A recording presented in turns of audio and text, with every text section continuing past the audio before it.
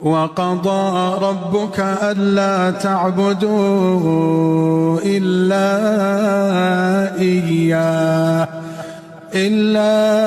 إِيَّاهُ وَبِالْوَالِدَيْنِ إِحْسَانًا إِمَّا يَبْلُغَنَّ عِندَكَ الْكِبَرَ أحدهما أو كلاهما فلا تقل لهما أف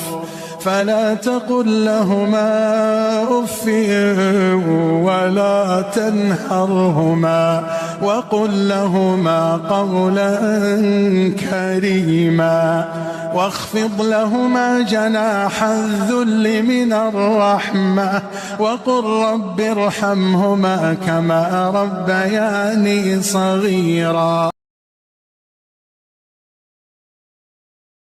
Tiga hal yang akan terlambat kamu sadari. Kematian itu sering datang di tengah rencana terbesar hidupmu.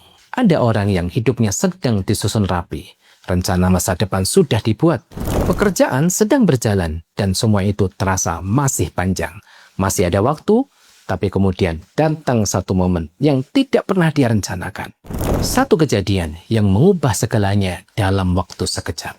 Dan kita pun teringat beberapa hari yang lalu tentang peristiwa di Bekasi Timur, kecelakaan kereta yang terjadi dalam waktu sekejap, yang menyebabkan belasan orang meninggal dunia dan puluhan lainnya mengalami luka-luka. Dalam hitungan detik, perjalanan biasa berubah menjadi peristiwa duka yang tidak terduga. Kita tidak tahu keadaan mereka di sisi Allah, dan kita tidak perlu menilai. Yang bisa kita lakukan adalah berdoa untuk mereka dan mengambil pelajaran. Karena setiap jiwa akan kembali kepadanya. Allah berfirman dalam surat An-Nisa ayat 78. Aynama takunu yudrikkumul mautu walau kuntum fi burujim musyayyadah. Di mana saja kamu berada, kematian akan mendapatkanmu walaupun kamu berada di tempat yang kokoh. Yang perlu kita renungkan bukan siapa yang meninggal, tapi bagaimana jika itu adalah kita. Karena kematian tidak menunggu kita siap, tidak menunggu kita selesai memperbaiki diri. Kalau hari ini kita masih berikan waktu, masih bisa sholat, masih bisa taubat, masih bisa berubah, maka jangan tunda. Karena bisa jadi yang kita tunda hari ini tidak pernah sempat kita lakukan lagi. Ini dia tanda-tanda seseorang akan meninggal dunia. Saudaraku, salah satu bentuk kasih sayang Allah kepada hambanya adalah tidak mematikan mereka secara tiba-tiba. Tetapi Allah kirimkan terlebih dahulu sinyal dan tanda kematian. Sinyal dan tanda ini disebutkan oleh para ulama, di antaranya Al-Imam Al-Qurtubi dalam kitabnya At-Tadhkirah sebagai delegasi atau peringatan-peringatan sebelum datangnya ajal yang sesungguhnya. Pertama, gangguan pada tubuh dan melemahnya kekuatan. Ketika tubuh mulai sering sakit, ketika tenaga tak lagi seperti dulu, ketika sendi-sendi melemah, ini bukan sekedar faktor usia.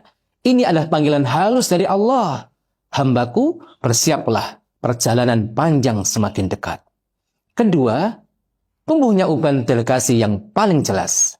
Allah berfirman dalam surat Fatir ayat 37.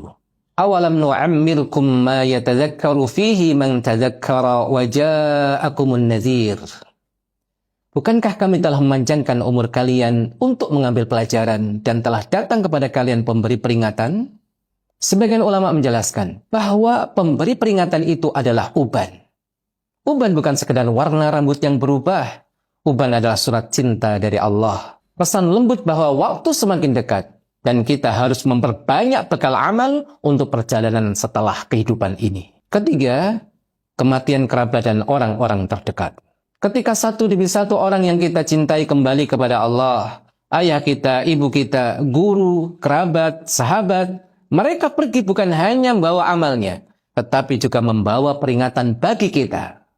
Setiap jenazah yang kita antarkan seakan-akan sedang berkata, lihatlah, engkau pun akan menyusulku, siapkan bekalmu. Saudaraku, semua pertanda itu bukan hanya untuk menakuti kita, tetapi agar kita lebih sadar, lebih dekat kepada Allah, lebih serius menyiapkan diri sebelum pintu itu terbuka untuk kita. Ya Allah, jauhkanlah kami dari mati mendadak. Wafatkanlah kami dalam keadaan bersiap. Dan anugerahkanlah kepada kami husnul khatimah.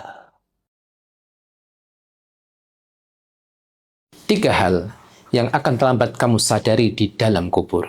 Saat tanah mulai menutup di atasmu, saat suara dunia mulai menjauh, perlahan kamu akan menyadari bahwa kamu benar-benar sendiri. Tidak ada lagi yang bisa dipanggil, tidak ada lagi yang bisa dimintai tolong.